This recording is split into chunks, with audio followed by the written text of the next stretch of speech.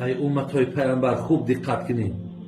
بعد آنه که عایشه را گفت دعام خرسندت کرد، گفت بله. اکو این نکته را بسیار اهمیت بتین، بسیار نکته مهمه. چی بود است؟ والله پیامبر گفت اینها لدعوتی لامتی فی کل صلات. عایشه گفت، قسم به خدا گفت، قسم به بزرگی الله گفت، همین دعایی که در حق تو کردم که مرا مغفرت، عایشه را مغفرت کن، عایشه را ببخش، از عایشه راضی باش. قسم به بزرگی خدا گفت، همین دعا را گفت در هر یک نماز و در پشت هر یک نماز و در حق امتا میکنم.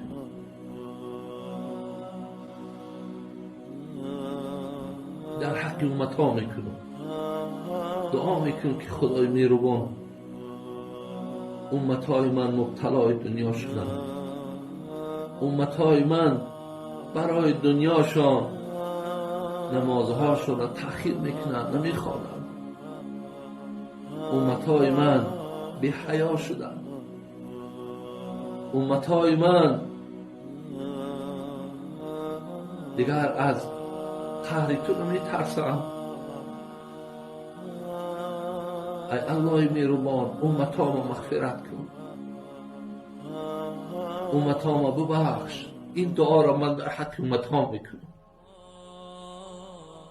برادران عزیز و گرامی، چگونه که پیغمبر نازنینی را که 23 سال عمر خودش در دعوت صرف کرد و در تمام عبادتاش میگه در حق امتام در هر نمازم دعا میکنم، چگونه ما این گونه پیغمبر نازنین دوست نداریم؟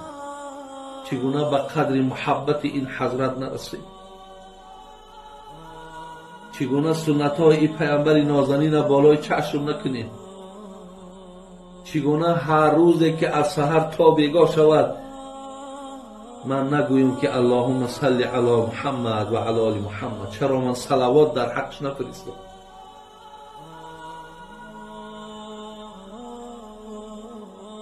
الله مهربان ما را پیامبر دوست کنه. الله مهربان ما را به قدر این پیغمبر نازنین رسیدنده موفق بگرد. خدای مهربان ما را از زمره همون امتان گردان که به قدر همین پیامبر نازنین ما برسید. حضرت جنونی میگو به شکر نعمت سلطان دین کوش، رهی بتخانه را کردی فراموش. چی جانها کند تا تو یافتی راه، صنم بگذاشتی بگزیدی الله.